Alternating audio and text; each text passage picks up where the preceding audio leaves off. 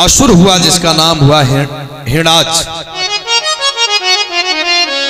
उस हिरणाज ने पृथ्वी के तत्वों को चुरा करके पाताल में जा पहुंचा। पृथ्वी तत्व विहीन हो गई। महाराज मनु ने ब्रह्मा जी से कहा, सरकार हमने सृष्टि की रचना तो करी है, लेकिन पृथ्वी को चुरा करके पृथ्वी के तत्वों को लेकर के हिरणाक्ष जाके कहीं छिप गया। प्रभु की ऐसी कृपा हुई, ब्रह्मा जी को छींक आई। छींक के माध्यम से नासिका से एक नन्हा सा अंगुष्ठ मात्र का शरीर का एक बारहा प्रकट हुआ। वह बारहा शूकर कोई और नहीं है, स्वयं परमपिता परमात्मा श्री हरि नारायण ने शूकर स्वरूप धारण किया। बोले वाराह भगवान की जय हो। भगवान ने पृथ्वी पे गिरते ही विशाल स्वरूप धारण कर लिया। बारहा सरकार ने संसार सागर की रक्षा करने के लिए हिरणाक्ष का संहार किया। हिरणाक्ष को मार के पृथ्वी को पुनः जल स्तर पर ला करके रख दिया। बोलिए शुक्र भगवान की जय। महाराज परीक्षित ने सुखदेव जी से कहा, प्रभु ये भगवान बारहा जिसके लिए आए, वह हिरणाक्ष कौन है? सुखदेव जी कहते, राजन परीक्षित, महाराज कश्यप की दो पत्नियां हैं, एक का नाम है दिति, दूसरी का नाम है अदिति। अदिति देवताओं की माता है, दिति राक्षसों की मां है। एक बार दिति ने संध्या के समय महाराज कश्यप जी के रूप सौंदर्य को देख करके काम भावना जागृत भई, विषय को लालायित हुई। कश्यप जी ने कहा, संध्या के समय विषय नहीं करना चाहिए, लेकिन माता इतनी कामत ज्वर में मंत्रमुग्ध थी, अपने आप को संभाल नहीं पाई, संध्या के समय वासना प्रकट करी। विषय से जब मुक्त हुई तो महाराज कश्यप जी ने कहा, तुमने संध्या के समय विषय किया है, भोग किया है, रमण किया है, इसके फलस्वरूप तुम्हारे गर्भ से दो ऐसे आतंकवादी बेटे पैदा होंगे जिसका संसार में प्रकोप होगा। माता घबरा गई, सरकार ऐसा मत करिए, भूलवश मैंने ये पाप किया है, कृपा करके कुछ ऐसा करो जिससे ऐसा श्राप मुझे न लगे। कश्यप जी ने कहा, तुम्हारे बेटे तो होंगे, आतंकवादी होंगे, दुनिया में उनके समान कोई असुर नहीं होगा, संपूर्ण पृथ्वी त्राय त्राय करेगी, लेकिन मैं तुम्हें वरदान देता हूं, उन दुष्टों को मारने के लिए स्वयं परमात्मा अवनी पे पधारेंगे, तुम्हारे बेटों का उद्धार हो जाएगा। शास्त्र कहता है, संध्या के समय, सूर्यास्त के बाद और चंद्रोदय से पहले का जो समय बीच का होता है, ये चार चीजों के लिए बड़ा ही निषेध माना गया है। इस समय में चार काम नहीं करने चाहिए। एक तो भोजन नहीं करना चाहिए, आहारम मैथुनम अध्ययनम व्यसनम च, चार कार्य करने नहीं चाहिए। भोजन नहीं करना चाहिए, अध्ययन नहीं करना चाहिए, सोना नहीं चाहिए, निद्रा नहीं करनी चाहिए, और कभी भी व्यसन भी नहीं करना चाहिए। अगर ये चार काम संध्या के समय करेंगे तो निश्चय ही पतन होना ही है। माता ने ऐसा कर लिया है, श्राप मिला, आतंकवादी बेटे होंगे, भगवान अवतरित होंगे, उनके उद्धार के लिए पधारेंगे। 100 वर्ष माता ने अपने गर्भ को रोकी रही, बालकों को जन्म नहीं दिया। 100 वर्ष के बाद दो बेटी भई, एक का नाम हिरणाक्ष, दूसरे का हिरण्यकश्यप। इनके लिए एक और अंतर कथा है, हमारे भागवत जी में लिखा है। ये हिरण्यकश्यप और हिरणाक्ष भगवान नारायण के पार्षद थे, पहरेदार थे, दूत थे। मुख्य दरवाजे पर इनका पहरा लगा हुआ होता था। एक बार सनक सनंदन सनातन सनत कुमार ब्रह्मा जी के 4 मानुष पुत्र भगवान के दर्शन करने के लिए गए। पहरेदारों ने इन्हें रोक दिया। जय विजय नाम के दूतों ने कहा, नहीं, अंदर नहीं जाओगे। भगवान के दर्शन में बाधा समझ के नन्हे से संतों को रोक दिया। पहरेदार समझ नहीं पाए, इनकी उम्र भले ही 5 वर्ष की लग रही है, लेकिन ये बाबा की बाबा है, इन्हें तो वरदान प्राप्त हुआ 5 वर्ष के ही रहेंगे, उम्र कितनी भी बढ़ जाए लगेंगे 5 ही वर्ष के। लुढ़कते हुए चारों संत गए तो इनका तिरस्कार कर दिया, प्रभु के दर्शन नहीं कराए। चारों संतों ने श्राप दे दिया, तुम्हें 3 जन्म तक असुर योनि में पैदा होना पड़ेगा। बालकों ने जब इनकी महिमा को, इनके भाव को जाना तो वो पहरेदार चरणों में गिर गए। संत भगवान से कहा, सरकार मुझ पर भूल बस पाप हुआ है, मुझ पर दया करिए। त्राय त्राय करने लगे। तब तो सनकाद ने वरदान दिया, तुम्हें 3 जन्म में असुर तो बनना पड़ेगा, लेकिन 3 जन्म में दुनिया में तुम्हें कोई मिटा नहीं पाएगा। मिटाने के लिए स्वयं परमात्मा पधारेंगे। बोलिए भक्त वत्सल भगवान की जय हो। बोलिए बांके बिहारी लाल की जय। सज्जनों, इस प्रकार परमात्मा ने 12 स्वरूप धारण करके हिरणाक्ष का संहार किया। भाई है हिरणाकश्यप। हिरण्यकश्यप ने जब ये जाना कि मेरे भाई को नारायण ने शूकर स्वरूप धारण करके संहार किया है, तो उसे बड़ा ही कष्ट हुआ।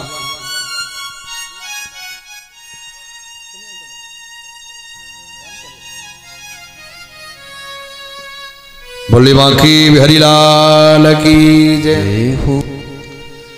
एक दिन हिरणाकश्यप ने अपने समस्त सचिवों को बुलाया, दूतों को बुलाया, सभासदों को बुलाया।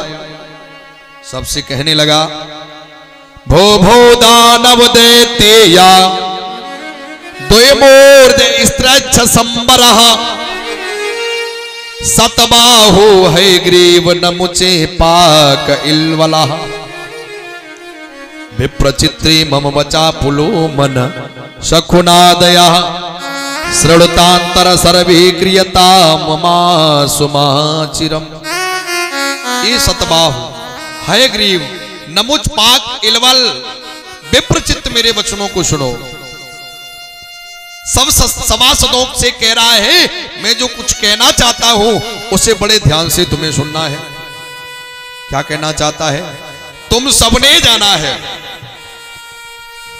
मेरे भाई हिरणाक्ष का संहार उस नारायण ने छल से शूकर रूप धारण करके किया है। मैं उस राम से बदला लूंगा। जब तक उस नारायण को मार करके अपने भैया को उसके रक्त से तर्पण नहीं कर देता, तब तक मेरे हृदय में शांति नहीं होगी। क्यों? मछोला भिन्न जीवस्य भोरिणा रुधिरेण वे रुधिर प्रिय तरपय से भ्रातरम में गतव्य था। मेरा भैया हिरणाक्ष जो था ना, वह रक्त पीने का, सोडित पीने का बड़ा शौकीन था। नारायण छलिया को मार करके उसके वक्ष में त्रिशूल का प्रहार करने के बाद उसके रक्त से अपने भैया की आत्मा को तृप्त करूंगा, तब तक मेरे मन में शांति नहीं है। इसलिए मैं शक्ति प्रदान करने के लिए भगवान ब्रह्मा की तपस्या के लिए जा रहा हूं। बोले बांके बिहारी लाल की जय। बोली सांवरी सरकार की जय हो। सवन को, सभासदों को, सचिवों को समझा रहा है। यों सबको समझाए चलो तप क्यों असुराधिप अजर अमर रण विजयी वनन हित करियो घोर तप। दरबार को छोड़ करके तपस्या के लिए वन में जा रहा है। भागवत जी में लिखा है, इसने किस जगह पर जाकर के तपस्या का विधान किया है, कैसा कठिन तप किया है।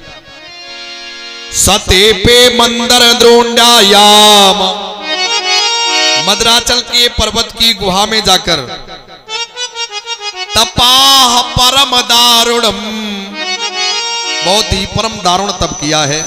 कैसा दारुण तप किया है? और दबाहो, दोनों भुजाएं ऊपर गगन की ओर है। और दबाहो नभो दृष्टि, भुजाएं भी गगन मंडल की ओर है और दृष्टि भी नवमंडल की ओर है। ऊर्ध्वबाहु नभो दृष्टि पाद्यो गृष्ठा श्रुतावनी।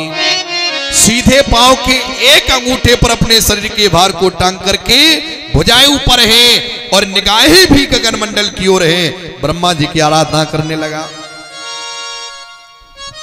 ऐसा दारुण तप किया, कठिन तप किया कि उसके शरीर में, बदन में चींटियों ने, दीमक ने अपना घर बना लिया। मां सदीमक ने भख लियो, अस्थि मात्र ही बच गई। अस्थियां केवल बची हुई हैं, हड्डियों का ढांचा लगा हुआ है। रक्त और मांस को चींटियों ने, दीमक ने अपना भोग बना लिया। बातचीत करेंगे तो समझ में नहीं आएगा। जन्म जन्म दुख पावोगी जो हरि कथा में बात करोगी। हाँ, जन्म जन्मांतर तक दुखों का सामना करना पड़ेगा। कल की कथा में आपने सुना था, एक बार त्रेता जुगमा ही सम्म गए कुंभज सिपाही। संग सती जग जनन भवानी पूजी ऋषि अखिलेश्वर जानी। शंकर बाबा अगस्त जी की कथा सुनने गए, माता सती साथ साथ गई। अगस्त जी ने देखा वो संसार का सबसे बड़ा कथावाचक स्वयं परमात्मा शंकर मेरी कथा सुनने आए, तो पीठ से उतर करके शंकर बाबा की आराधना करी, षोडशोपचार विधि से पूजन अर्चना वंदना करी। शंकर बाबा ने कहा हम ये सब करवाने नहीं आए, आप व्यासपीठ पर बैठिए, मुझे तो अपने गोपाल की कथा सुननी है। राम कथा असुर हुआ जिसका नाम हुआ हिरणाज।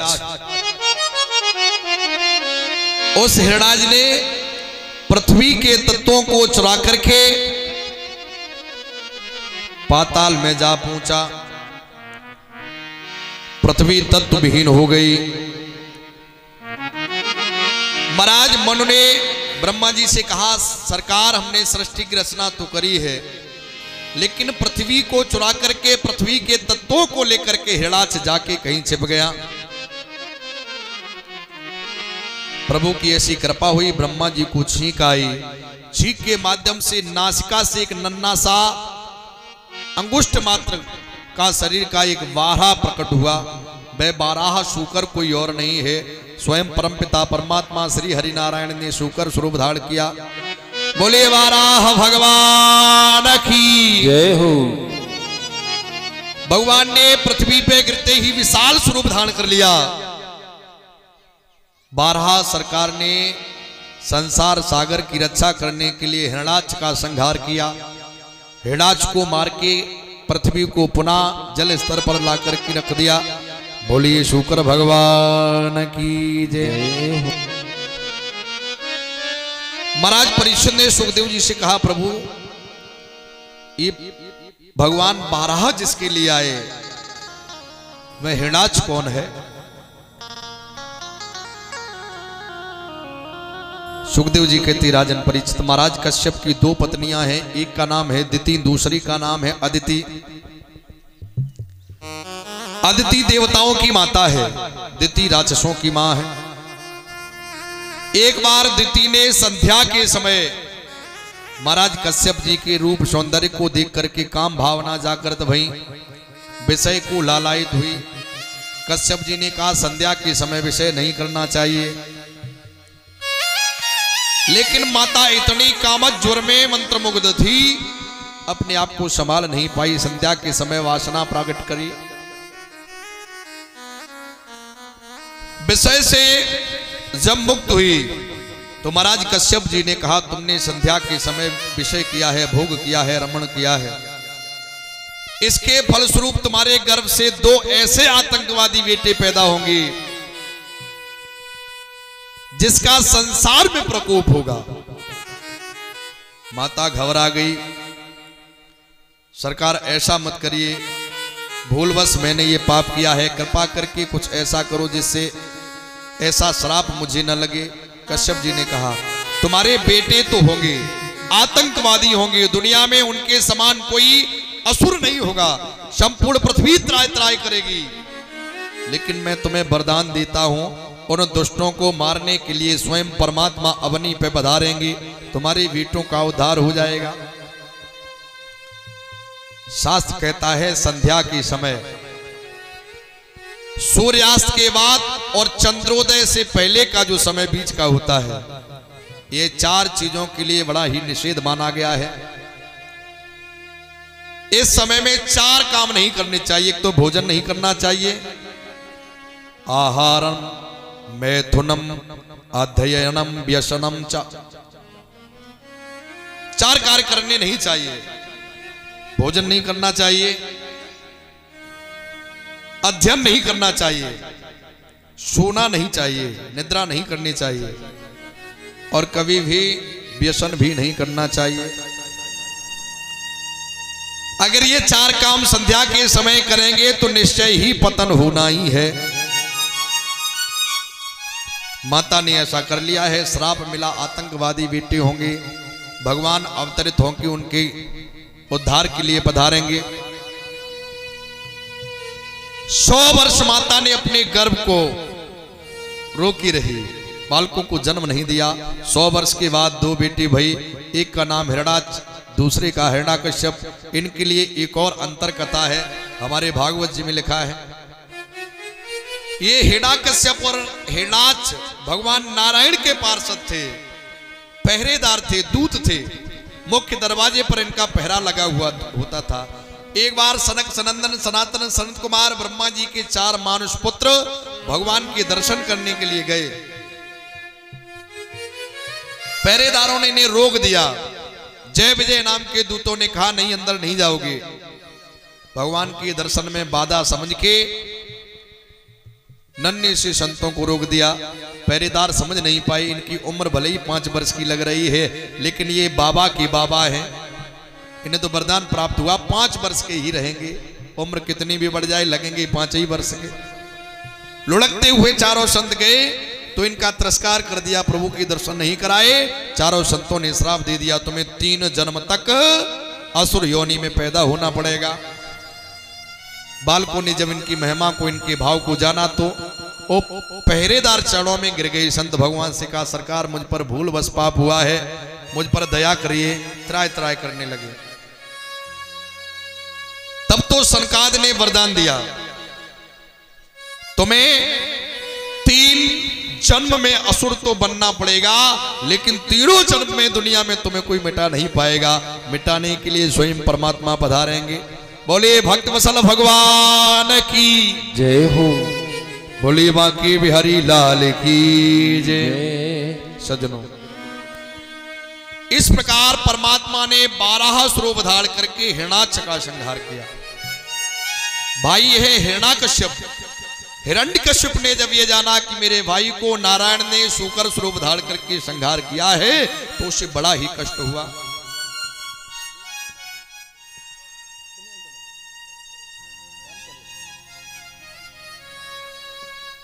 बोले बांकी बिहारी लाल की जय हो।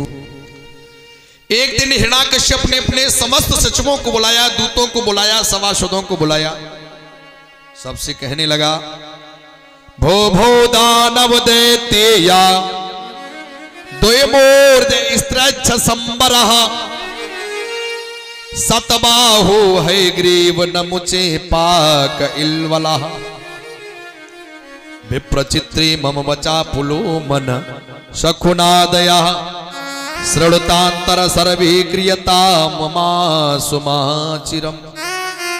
ये सतबाहु है ग्रीव नमुच पाक इलवल विप्रचित मेरे वचनों को सुनो। सब सभासदों से कह रहा है, मैं जो कुछ कहना चाहता हूं उसे बड़े ध्यान से तुम्हें सुनना है।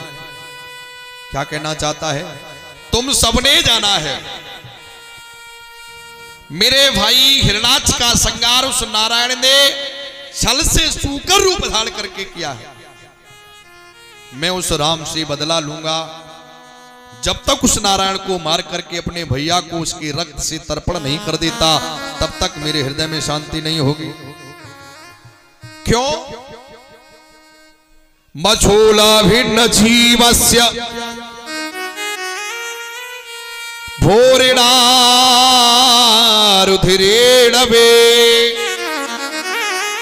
रुधिर प्रिय तरपयसे भ्रातरम में गतव्य था। मेरा भैया हिडाच जो था ना, वह रक्त पीने का, सोडित पीने का बड़ा शौकीन था। नारायण छलिया को मार करके उसके वक्ष में त्रिशूल का प्रहार करने के बाद उसके रक्त से अपने भैया की आत्मा को तृप्त करूंगा, तब तक मेरे मन में शांति नहीं है। इसलिए मैं शक्ति प्रदान करने के लिए भगवान ब्रह्मा की तपस्या के लिए जा रहा हूं। बोले बांकी बिहारी लाल की जय, बोली सांवरी सरकार की जय हो। सवन को, सभासदों को, सचिवों को समझा रहा है, यों सबको समझाए चलो तप क्यों असुराधिप, अजर अमर रण विजयी वनन हित करियो घोर तप। दरबार को छोड़ करके तपस्या के लिए वन में जा रहा है। भागवत जी में लिखा है इसने किस जगह पर जाकर के तपस्या का विधान किया है, कैसा कठिन तप किया है।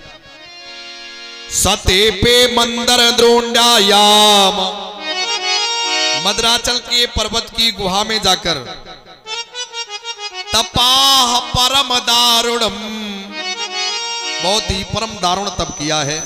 कैसा दारुण तप किया है। और दबाहो, दोनों भुजाएं ऊपर गगन की ओर है। और दबाहो नभो दृष्टि, भुजाएं भी गगन मंडल की ओर है और दृष्टि भी नवमंडल की ओर है।